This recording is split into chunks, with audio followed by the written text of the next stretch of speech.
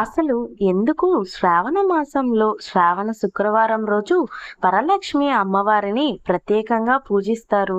ఈ వరలక్ష్మి వ్రతం వెనుక ఉన్న పవిత్రమైన కథ ఏమిటి? అమ్మవారి అనుగ్రహం పొందడానికి అమ్మవారిని ఎలా పూజించాలి? కలశాన్ని ఎలా ఏర్పాటు చేయాలి? అన్నీ తెలుసుకోవాలి అంటే మరి ఈ వీడియోలో వరలక్ష్మి వ్రతం వెనుక ఉన్న పూర్తి కథతో పాటు వ్రతం ఎందుకు చేసుకోవాలి, పూజా విధానం, ముఖ్యమైన నియమాలు, అమ్మవారి అనుగ్రహం కోసం చెప్పుకోవలసిన శ్లోకాలు, ప్రార్థన అన్నిటినీ సులభంగా ఈ వీడియోలో తెలుసుకుందాం. కాబట్టి వీడియో మధ్యలో స్కిప్ చేయకుండా చివరి వరకు చూడండి. ఈ వరలక్ష్మి వ్రతం యొక్క అమ్మవారి కృప మన ఇంటిపై ఎల్లప్పుడూ ఉండాలి అని కోరుకుంటూ వీడియోలోకి వెళ్ళిపోతాం. మన ఇంట్లో డబ్బు, ఐశ్వర్యం మాత్రమే కాదు, సుఖ సంతోషాలు, కుటుంబ శాంతి, దాంపత్య ఆనందం, ఆరోగ్యం కూడా ఎప్పుడూ ఉండాలి అని కోరుకుంటూ ఉంటాము. అయితే వరలక్ష్మి వ్రతం యొక్క అసలు ప్రాముఖ్యత ఏంటో ఇప్పుడు తెలుసుకుందాం. ముందుగా వరలక్ష్మి వ్రతం ఎందుకు చేసుకుంటారు అనే విషయం చెప్పేటప్పటికి ఇది కేవలం సంపద కోసం చేసే పూజ మాత్రమే కాదు అని ముందుగా మనం అర్థం చేసుకోవాలి. ఇది వరాలను ప్రసాదించే లక్ష్మీదేవి స్వరూపంగా వరలక్ష్మి అమ్మవారిని భావించి కుటుంబంలో ఐశ్వర్యం, సుఖ సంతోషాలు, ఆరోగ్యం, దాంపత్య సౌఖ్యం, సంతానం, శాంతి మరియు శుభాలు కలగాలని భక్తితో ఈ వ్రతాన్ని ఆచరిస్తాము. ముఖ్యంగా వివాహిత స్త్రీలు తమ భర్తకు ఆయురు, ఆరోగ్యాలు, కుటుంబానికి శ్రేయస్సు, ఇంట్లో ధనధాన్యాలు సమృద్ధిగా ఉండాలని కోరుకుంటూ ఈ వ్రతాన్ని చేస్తారు. అయితే ఇది తప్పనిసరిగా స్త్రీలే చేయాలి అనే నియమం కాదు. భక్తి, కుటుంబ ఆచారం మరియు ప్రాంతీయ సాంప్రదాయం ప్రకారం పూజా విధానం కూడా మార్చవచ్చు. ఇప్పుడు మనం వరలక్ష్మి వ్రతానికి సంబంధించిన ప్రసిద్ధ చారుమతి కథను తెలుసుకుందాం.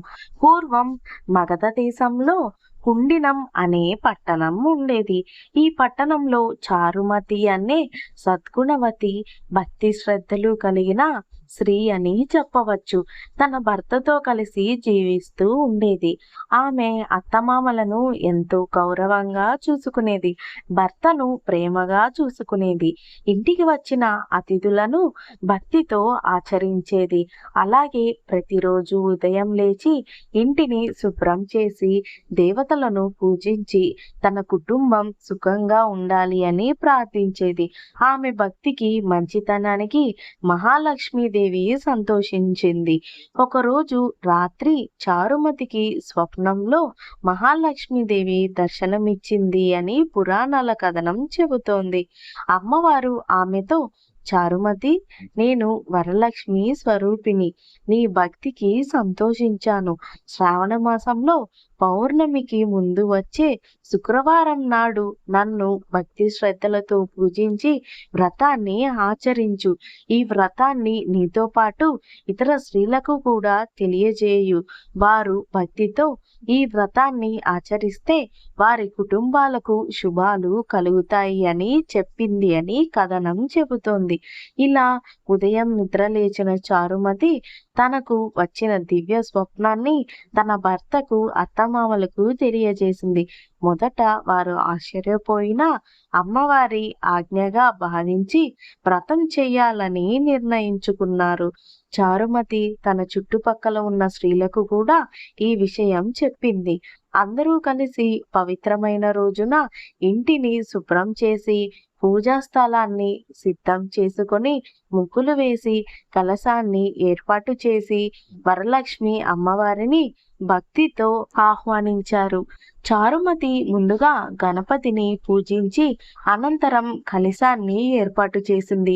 కలశంలో పవిత్ర జలాన్ని నింపి పసుపు, కుంకుమ, అక్షింతలు సమర్పించి మామిడి ఆకులు మరియు కొబ్బరికాయతో కలశాన్ని అలంకరించింది.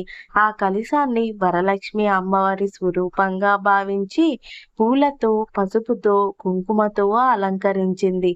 భక్తితో పూజించింది. చారుమతితో పాటు వచ్చిన స్త్రీలు కూడా అమ్మవారిని భక్తి శ్రద్ధలతో పూజిస్తూ తమ కుటుంబాలు శ్రేయస్సు కోసం ప్రార్థించారు. పూజ పూర్తయ్యే సమయంలో చారుమతి మరియు ఇతర స్త్రీలు అమ్మవారికి నైవేద్యం సమర్పించి దీపారాధన చేశారు.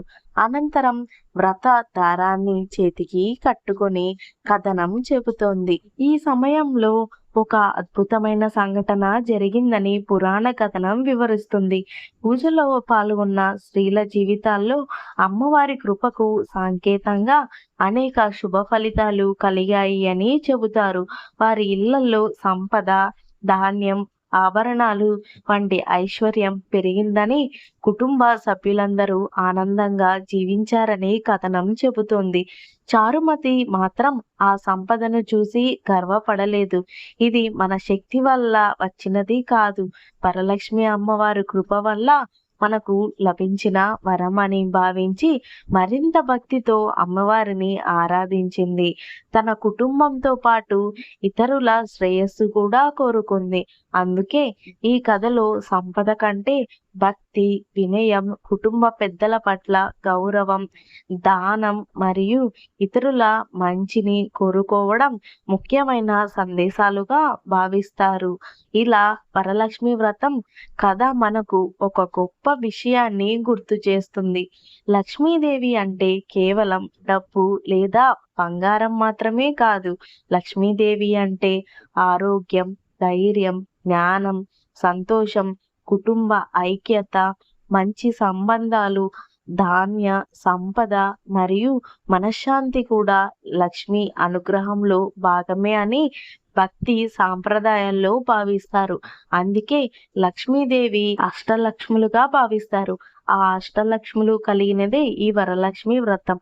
అందుకే వరలక్ష్మి వ్రతం రోజున అమ్మవారిని పూజిస్తూ, అమ్మ మా ఇంట్లో సంపదతో పాటు సంతోషం, ఆరోగ్యం, ప్రేమ, ఐక్యత ఎల్లప్పుడూ ఉండేలా అనుగ్రహించు అని ప్రార్థించడం ఎంతో అందమైన ఆచారం అని చెప్పవచ్చు. ఈ పవిత్రమైన వ్రతాన్ని భయంతో చేయాల్సిన అవసరం లేదు. వ్రతం చేయలేకపోతే చెడు జరుగుతుంది అనే భయంతో కాకుండా మనసులో భక్తి మరియు మంచి సంకల్పంతో చేయడం ముఖ్యమని చెప్పవచ్చు. కుటుంబ పరిస్థితులు, ఆరోగ్యం లేదా ఇతర కారణాల వల్ల పూర్తి విధంగా పూజ చేయలేని వారు తమకు సాధ్యమైనంత వరకు అమ్మవారిని స్మరించుకొని దీపం వెలిగించి పూలు సమర్పించి భక్తితో ప్రార్థించవచ్చు అని చెప్పవచ్చు. భక్తి, శ్రద్ధ మరియు మనసే ప్రధానమని గుర్తుంచుకోవాలి. అమ్మవారిని పూజించిన తరువాత ముత్తైదులకు పసుపు, కుంకుమ, పూలు, పండ్లు లేదా తమ కుటుంబ సాంప్రదాయం ప్రకారం వాయనం ఇవ్వడం కూడా ఈ వ్రతంలో ఒక ముఖ్యమైన ఆచారం అని చెప్పవచ్చు. దీని ద్వారా ఇతర స్త్రీలను గౌరవించడం, పంచుకోవడం, దానం చేయడం వంటి మంచి భావాలను పెంపొందించుకోవడం అని చెప్పవచ్చు. చివరిగా కుటుంబ సభ్యులందరూ కలిసి వరలక్ష్మి అమ్మవారి హారతి ఇచ్చి, అమ్మ వరలక్ష్మి మా ఇంట్లో ఎల్లప్పుడూ శాంతి, సంతోషం, ఆరోగ్యం, ఐశ్వర్యం, ప్రేమ మరియు ఐక్యత ఉండేలా ఆశీర్వదించు తల్లి అని ప్రార్థించాలి.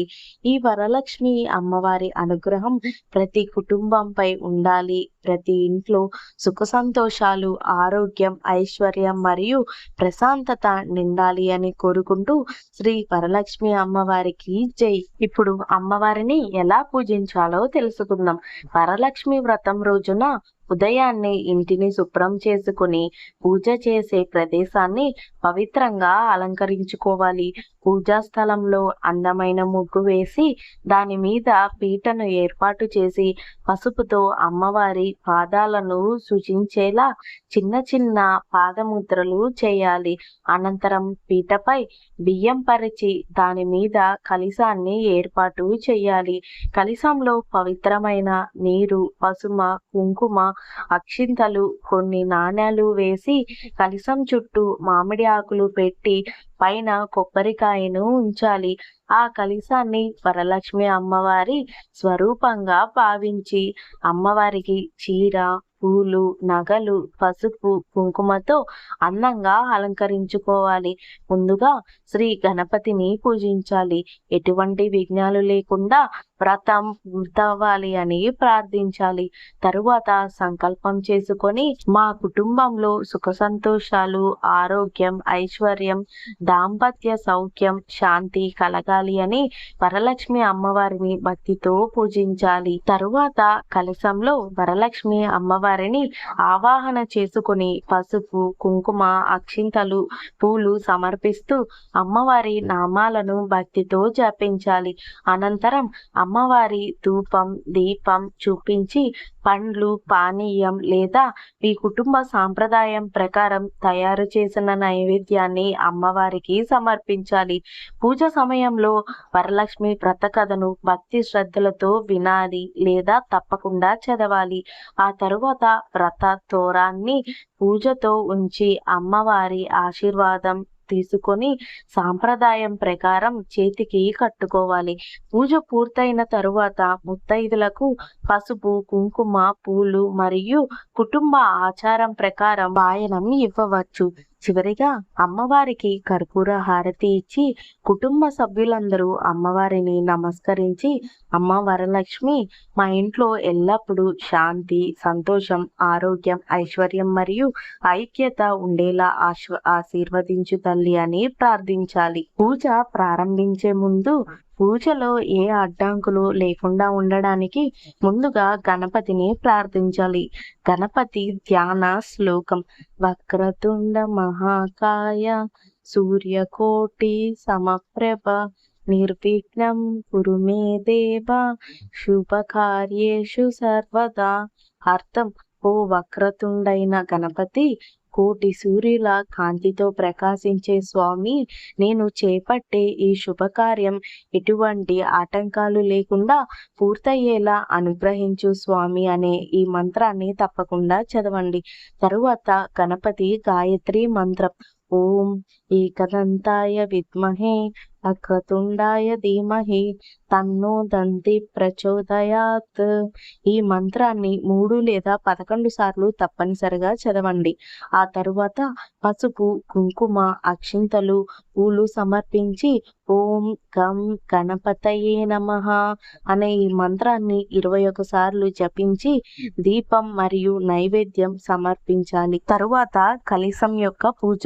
గణపతి పూజ పూర్తయిన తరువాత కలశ పూజ ప్రారంభించాలి.